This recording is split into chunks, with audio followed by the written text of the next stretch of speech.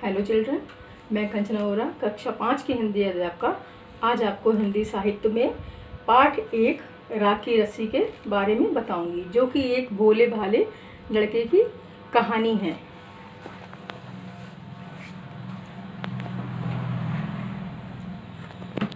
लोनपोगार तिब्बत के 32वें राजा सोनगप-सेन गोम्पो के मंत्री थे। वे अपनी चालाकी और हाजिर जवाबी के लिए दूर दूर तक मशहूर थे। कोई उनके सामने टिकता ना था। मगर जब से उनका बेटा बड़ा हुआ, उनके लिए एक चिंता का विषय बना हुआ था। कारण यह था कि वह बहुत भोला भाला था, यानी उनका बेटा जो था वो बहुत सीधा था। होशियारी उसे छूकर भी नहीं गई थी। लोनपोगार ने सोचा, मेरा बेटा तो बहुत सीधा साधा है, मेरे बाद इसका क्या होगा, इसका काम कैसे चलेगा। एक दिन लोनपोगार ने अपने बेटे को 100 भेड़ें देते हुए कहा, तुम इन्हें लेकर शहर जाओ, मगर इन्हें मारना या बेचना नहीं। इन्हें वापस लाना 100 बोरे जौ के साथ, वरना मैं तुम्हें घर में नहीं घुसने दूंगा। इसके बाद उसने अपने बेटे को शहर की तरफ रवाना कर दिया, यानी उसने अपने बेटे को शहर भेज दिया। लोनपोगार का बेटा शहर पहुंच गया, मगर इतने बोरे जौ खरीदने के लिए उसके पास पैसे ही नहीं थे। वह इस समस्या पर सोचने विचारने के लिए सड़क के किनारे बैठ गया, मगर उसको अपनी समस्या का कोई भी हल समझ में नहीं आ रहा था। वह बहुत दुखी था। तभी उसके सामने एक लड़की आकर खड़ी हो गई। उसने पूछा, क्या बात है, तुम इतने दुखी क्यों हो? लोनपोगार के बेटे ने अपना हाल कह सुनाया। उसने कहा, इसमें इतना दुखी होने की क्या बात है, मैं इसका हल निकाल देती हूँ। इतना कहकर लड़की ने भेड़ों के बाल उतारे और उन्हें बाजार में बेच दिया।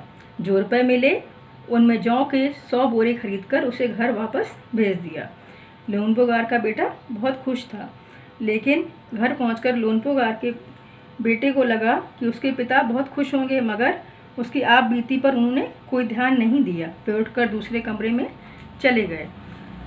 दूसरे दिन उन्होंने अपने बेटे को फिर बुलाया और बोला, पिछली बार भेड़ों के बाल उतारकर बेचना मुझे जरा भी पसंद नहीं आया। अब तुम दोबारा उन्हीं भेड़ों को लेकर जाओ, उनके साथ जौ के 100 बोरे लेकर वापस ही लौटना। एक बार फिर निराश होकर लोनपोगार का बेटा शहर में उसी जगह जाकर बैठ गया। न जाने क्यों उसे यकीन था कि वे लड़की आज फिर उसकी मदद करने के लिए आएगी। वो सोच रहा था कि वो लड़की उसके पास उसकी मदद करने ज़रूर आएगी, और सचमुच ऐसा ही हुआ। वह लड़की आई, उससे उसने अपनी मुश्किल कह सुनाई। अब तो बिना जौ के 100 बोरों के साथ मेरे पिता मुझे घर में ही नहीं घुसने देंगे। लड़की सोचकर बोली, एक तरीका है।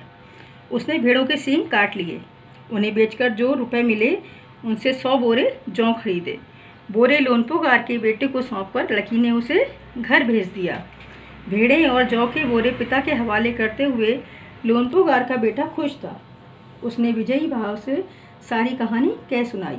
सुनकर लोनपोगार बोले, उस लड़की से कहो कि हमें 9 हाथ लंबी राख की रस्सी बनाकर दे। उनके बेटे ने लड़की के पास जाकर पिता का संदेश दोहरा दिया।